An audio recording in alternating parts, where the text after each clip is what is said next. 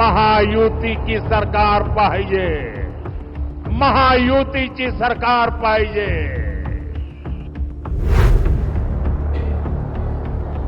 महाराष्ट्र को लव जिहाद, लैंड जिहाद और पेट कार्ड जिहाद का एक नया अड्डा बनाने वाला महाअनाड़ी गठबंधन आपके सामने है। दिल्लीचे ही तख्त राखतो महाराष्ट्र माझा म्हणता म्हणता आता गुजरातच्या दारात नाक रगडतो महाराष्ट्र माझा। आणि म्हणून योगीजींनी आपल्याला सांगितलं, बटेंगे तो कटेंगे, बटेंगे तो कटेंगे।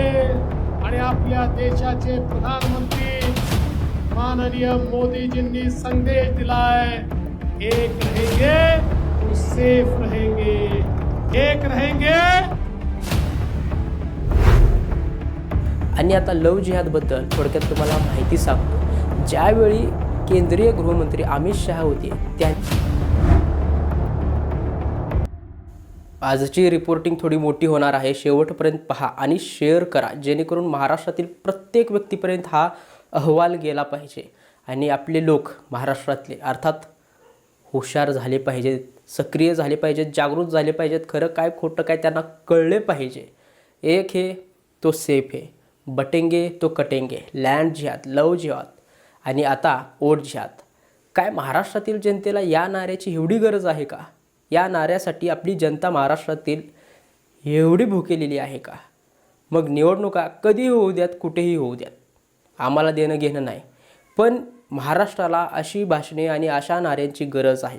सर्वसामान्य जनतेचे प्रश्न, शेतकरी कष्टकरी वर्गांचे प्रश्न, आदिवासी दलित अल्पसंख्याकांचे प्रश्न, मागासवर्गीयांचे प्रश्न महत्त्वाचे नाहीत, त्यांचे मुद्दे महत्त्वाचे मुळीच नाहीत। आपल्या राज्यासाठी अशा प्रकारचे नारे भाषणच महत्त्वाचे आहेत, याचीच आपल्याला नितांत गरज आहे आता असं वाटत आहे। या निवडणुका होतात तर कशासाठी? राज्यकर्त्यांचे पोट भरण्यासाठी की आपल्या राज्यातील देशातील व्यवस्था सुरळीत चालावी यासाठी, की फक्त एक होण्यासाठी? आणि एक कोणाकोणाला केले जात आहे किंवा एक कोणाला व्हायचं आहे? एक होऊन कोणत्या देशाविरुद्ध बंड पुकारायचं आहे, बंड करायचं आहे, संरक्षण करायचं आहे एक होऊन? तर यासाठी सीमा संरक्षणासाठी भारतीय सैन्य तैनात आहेत। मग एक हे तो सेफ हे हा नारा कोणासाठी? या अशा नाऱ्यामुळे राज्य व देश अजून 200-300 वर्षामागे न्यायचा आहे का? केव्हा आपले लोक चांगले सरकारी शाळा, कॉलेजेस आणि चांगले साफसफाईयुक्त सर्व सुविधायुक्त अशी हॉस्पिटलं व चांगले रोड, शेतकऱ्यांच्या पिकाला हमीभाव, मागासवर्गीयांचे प्रश्न, चांगल्या रस्त्याची मागणी कधी करणार? की या पद्धतीचेच नारेबाजी भाषण ऐकून सर्व प्रश्न आता सुटतील?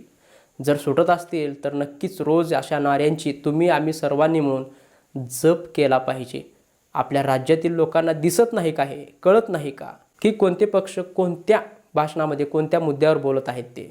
की आपली लोक झोपली आहेत, की आपले लोक झोपीचं सोंग घेत आहेत? हे कळायलाच आता मार्ग नाही, कळायलाच आता भाग नाही। महाराष्ट्रातील औद्योगिक क्षेत्र, कंपन्या, कारखाने आपल्या राज्यातून दुसऱ्या राज्यात गेले आहेत, जात आहेत, यावर चर्चा होताना दिसून येत नाही। आपली लोक खरेच झोपले आहेत का? पुन्हा तोच प्रश्न पडतो की डोळ्यावर धर्माची पट्टी बांधली आहेत, त्यामुळे आता अंध झाले आहेत म्हणून समोरचं काहीच दिसत नाही त्यांना। या निवडणुकामध्ये सर्वच वृत्तपत्रात मराठी, हिंदी, इंग्रजी यामधील ही जाहिरात पहा तुम्ही। एक हे तो सेफ हेची जाहिरात पहिल्या पानावर छापली आहे, म्हणजे हा नाराच यावेळेचा मुद्दा आहे। मग सांगितलेले मुद्दे नाहीतच। या 2-2.5 वर्षात आपल्या राज्यात BJPचे सरकार होते, त्यावेळी सरकार चालवताना त्यांना सेफ वाटलं, मात्र आता मतदानाच्या वेळी यांना सेफ वाटत नाही। या 2-2.5 वर्षात कधीही महाराष्ट्राला ऐकायला भेटले नाही ते ऐन निवडणुकीच्या वेळी बटेंगे तो कटेंगे, एक हे तो सेफ हे यासारख्या नाऱ्यांचा भडीमार आपल्याला ऐकायला भेटत आहे। BJP व त्यांचे घटक पक्ष म्हणत आहेत की आम्ही तर एकतेचा नारा देत आहोत। मोदी म्हणतात की धर्म जाती एक राहावे म्हणून आम्ही हा नारा देत आहोत। काय खरंच हा एकतेचा किंवा एकतेसाठी नारा आहे का? जर असेल तर या 10-12 वर्षात सांप्रदायिक व धार्मिक तेढ वाढवून ठेवलं देशात आपल्या, त्याचं काय? एक हे तो सेफ हे ही जाहिरात पहा। या जाहिरातीमध्ये विविध प्रकारचे टोपी फेटे आहेत, पण यामध्ये अजून एक टोपी वगळण्यात आलेली आहे. ती मिसिंग आहे. ती कुठेही छापलेली आपल्याला दिसत नाही.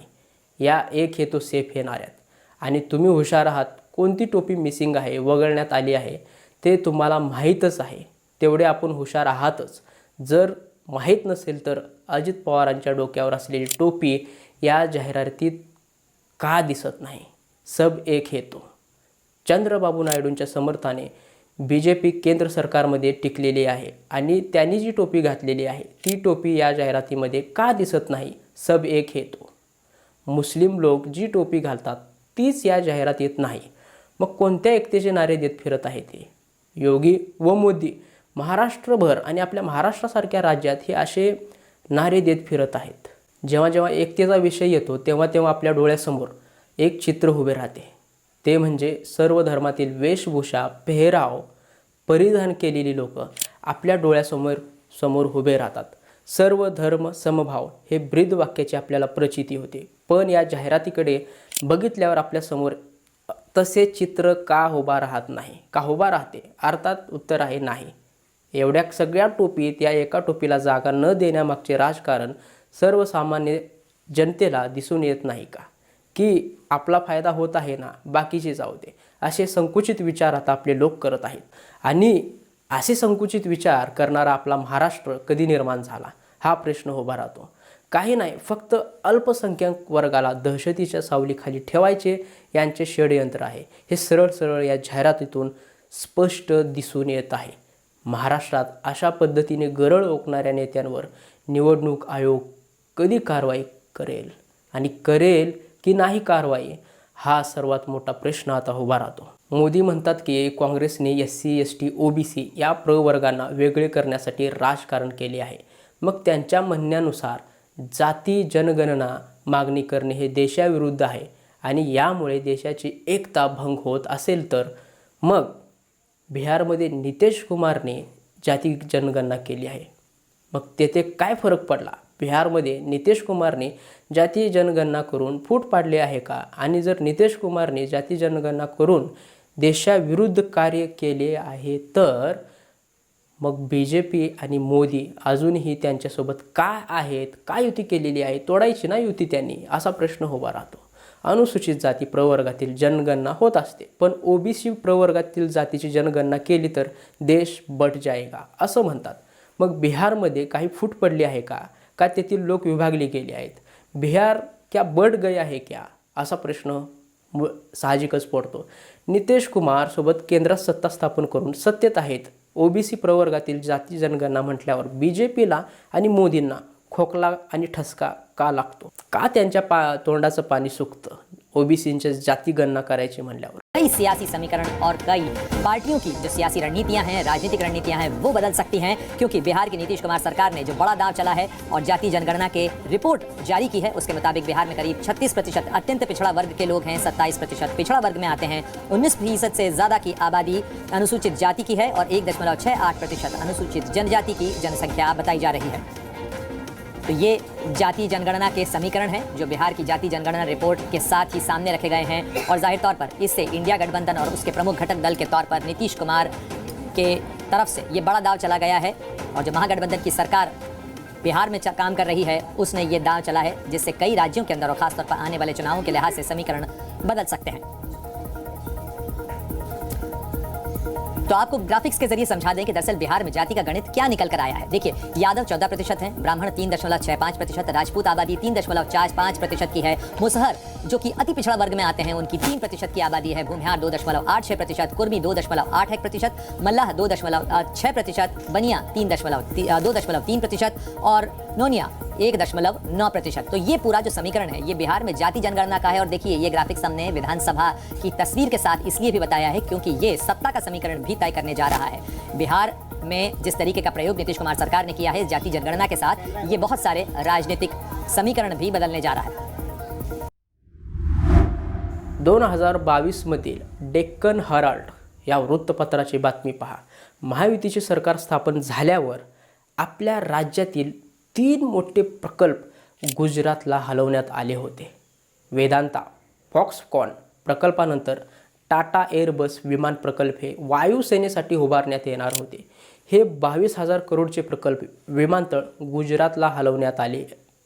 याप्रमाणे वेदांता फॉक्सकॉन प्रकल्प 1,63,000चे होते. हेही प्रकल्प आपल्या पुण्याहून गुजरात राज्यात हलवण्यात आले. या गोष्टीबाबत वेळोवेळी आदित्य ठाकरे, उद्धव ठाकरे बोलूनही दाखवतात. या औद्योगिक प्रश्नावर का आपल्या राज्यात चर्चा होताना दिसून येत नाही? दिल्लीचे ही तख्त राखतो महाराष्ट्र माझा म्हणता म्हणता आता गुजरातच्या दारात नाक रगडतो महाराष्ट्र माझा, अशी म्हणायची ही खरी वेळ आली आहे का? वर्ध्याच्या सभेत फडणवीस म्हणतात, आमच्यासोबत वोट जिहाद झाला. यांचा वोट जिहाद 10 लोकसभेच्या मतदारसंघामध्ये आपल्या पराभवाचं कारण राहिला. याचं कारण आपण जागे नव्हतो, आपण एकत्रित नव्हतो. आणि म्हणून योगीजींनी आपल्याला सांगितलं, बटेंगे तो कटेंगे, बटेंगे तो कटेंगे. आणि आपल्या देशाचे प्रधानमंत्री माननीय मोदीजींनी संदेश दिलाय, एक रहेंगे तो सेफ रहेंगे, एक रहेंगे, एक रहेंगे, एक रहेंगे. आणि आपली लोकही यांसारख्या काल्पनिक थोतांड गोष्टींकडे लक्ष देतात, विचलित होतात. खरं तर लोकसभेला मवियाने जास्त मतं मिळवले आणि त्यांना जास्त मतं मिळवले म्हणून त्यांनी भाजपाच्या भाषेत तो ओढ जिहाद झाला. लव जिहाद, ओढ जिहाद, लँड जिहाद या सर्व असल्या बिनबुडाच्या काल्पनिक वक्तव्याकडे तुमचे लक्ष वेधून घ्यायचे आणि अशा भाषणांना, नाऱ्यांना लोक आमिषी बळी पडतात आणि महत्त्वाचे समस्या, प्रश्न बाजूला पडतात. नुसते काल्पनिक गोष्टीकडे तुमचे लक्ष वेधून घेऊन मतपदरात पाडणे हाच उद्देश मूळ हा भाजपचा असतो. सामान्य जनतेला धर्म हिंदू राष्ट्र म्हणून नुसतं त्यांच्या भावनांसोबत खेळण्यात आले. आपली जनता आता जागृत झाली आहे अशी अपेक्षा मी धरतो. आणि आता लव जिहादबद्दल थोडक्यात तुम्हाला माहिती सांगतो. ज्यावेळी केंद्रीय गृहमंत्री अमित शहा होते त्यांच्या कार्यकाळात गृहमंत्रालयाने म्हणाले होते की लव जिहाद सारखी गोष्ट कोणत्याच कायद्याच्या पुस्तकात परिभाषित नाही, की एखाद्या व्यक्तीने तो गुन्हा केला तर त्याला कोणत्या कलमाखाली कोणती शिक्षा द्यावी असे काही नमूद नाही. जी गोष्ट अस्तित्वातच नाही त्या गोष्टीबद्दल शिक्षा काय देणार? आणि हो, ही माहिती कोणी दिली तर केंद्रीय गृह खात्याने दिलेली आहे. खऱ्या मुद्द्यांवरून तुमचे लक्ष हटून काल्पनिक गोष्टी व भीती तुमच्या मनात व डोक्यात भरले जात आहे. येथे एक गोष्ट तुम्ही निरीक्षण करा, BJP 10 वर्ष सत्तेत आहे. निवडणूक आल्या की काही ना काही नवीन नाव, प्रक्षोभन, भाषण व अशा पद्धतीचे नारे उदयास आणतात, प्रचलित करतात आणि तुमच्या मनात अल्पसंख्याक जे आहेत त्यांच्यापासून तुम्हाला धोका आहे, तुम्ही असुरक्षित आहात हे वारंवार बिंबवलं जात आहे, ब्रेन वॉश केला जात आहे. अशांवर भोळी जनता लगेच प्रभावित होते, स्वतःच्या बुद्धीचा उपयोग न करता यांच्या धार्मिक ध्रुवीकरणाला बळी पडतात. यांच्याकडे आता TV चॅनल्स आहेत, सोशल मीडिया आहे, डिजिटल मीडिया आहे आणि हे सांभाळायला IT सेलवाले पण आहेतच ना. त्यामुळे तुमच्या या डोक्यात अर्धी व चुकीची माहिती हे TV व सोशल मीडियाच्या माध्यमातून पसरवली जाते. तुम्हाला त्या अल्पसंख्याकापासून धोका आहे हे असल्या काल्पनिक विचार तुमच्या डोक्यात भरवले जातात. खरं तर तुम्ही आत्मविचार केलं पाहिजे, आत्मचिंतन केलं पाहिजे. जे खरे प्रश्न आहेत त्यावर त्यांना प्रश्न विचारले पाहिजे, त्याचे उत्तर घ्यायला पाहिजे त्यांच्याकडून. आणि राहिला धर्माचा विषय, प्रत्येक व्यक्तीला व्यक्तिगत स्वातंत्र्य आहे, कोणता धर्म पाळायचा कोणता नाही ते त्याची काळजी सामाजिक किंवा राजकीय कार्यकर्त्यांनी, व्यक्तीने मुळीच करू नये. आणि धर्म सोडून आणि धार्मिक कट्टरता सोडून राजकारण करा, मग तो कोणताही पक्ष असू देत. धार्मिक कट्टरता पसरून ब्रेन वॉश करणाऱ्या संघटना व व्यक्तीपासून दूर राहा, मग तुम्ही कोणत्याही धर्माचे असाल. यातच राज्याचे व आपल्या देशाचे आणि तुमच्या पुढच्या पिढीचे भले आहे. महत्त्वाचे मुद्दे, प्रश्न सरकारला विचारा. धर्माचं आम्ही बघून घेतो, तुम्ही काय धर्माचं गुतं घेतलेलं ठेकेदार नाही असे बोला, असे प्रश्न करा त्यांना, असे उत्तरं द्या त्यांना जे राजकारणात मतांसाठी धर्माचा उपयोग करतात. धर्म कशासाठी असतो तर मानवी व्यवस्था सुरळीत व सुव्यवस्थित चालावे यासाठी असतो. मनुष्याने जे धर्मपुस्तक लिहिलेले आहे त्यावरून पूर्वी समाज चालत होता, आता संविधान आहे आणि त्या पुस्तकावरूनच देश चालत आहे. प्रत्येक धर्मपुस्तकात काही ना काही चांगल्या गोष्टी असतात तर काही ना काही जुन्या गोष्टी असतात, ते सुधारून पुढे जायचं असतं. यावरून मला एक कवितेतले कडवे सुचलेले आहे, ते तुम्हाला ऐकवतो. हिंदू मुस्लिम सिख ईसाई बौद्ध और जैन हम सब मिलकर एक इकाई करते हैं निर्माण राष्ट्र का, करते हैं निर्माण राष्ट्र का, सत्य अहिंसा जिसमें समाई. धन्यवाद. मी सुशांत गवडे.